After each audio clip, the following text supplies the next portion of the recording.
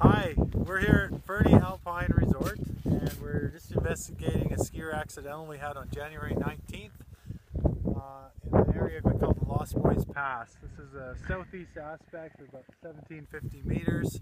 It was triggered by a group of snowboarders that were boot packing the slope, and you can see the expanse of the crown fracture extending off to the side of us here.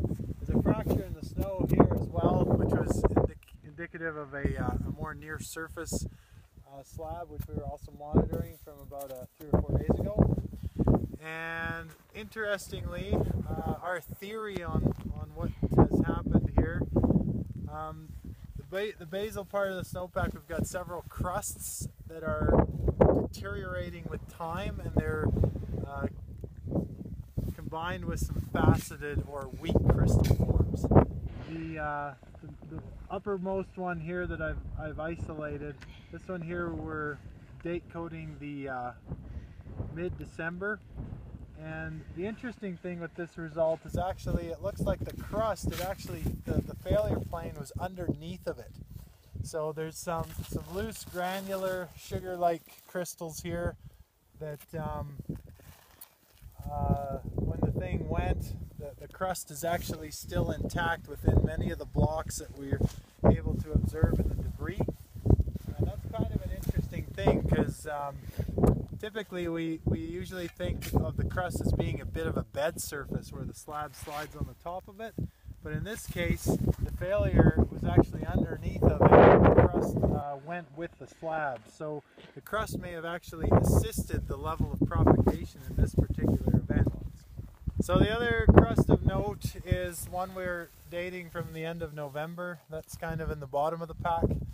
And the tricky thing with the basal snowpack is, as these crusts continue to deteriorate, they present a really challenging, complex problem, because we're basically building a very, very stiff and developing slab that gets heavier and heavier and heavier on top of these potentially weaker basal layers. And this was kind of the first little alarm bell we've had in a little while in our area, and we've actually had another one just yesterday where some folks made some decisions based on what they were seeing in their environment.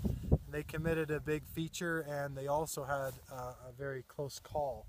So it's all information telling us that the snowpack is at a little bit of a tipping point with some of these deeper layers, and key message is be careful.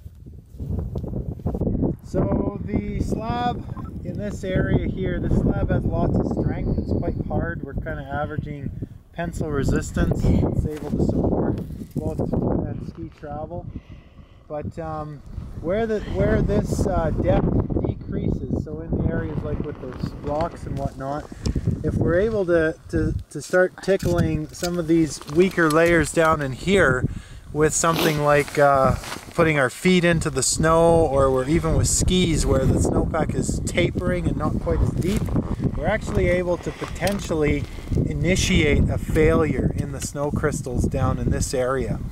And then if that is something that's satisfied, of course that fracture can spread and go into areas where the snowpack is much, much deeper.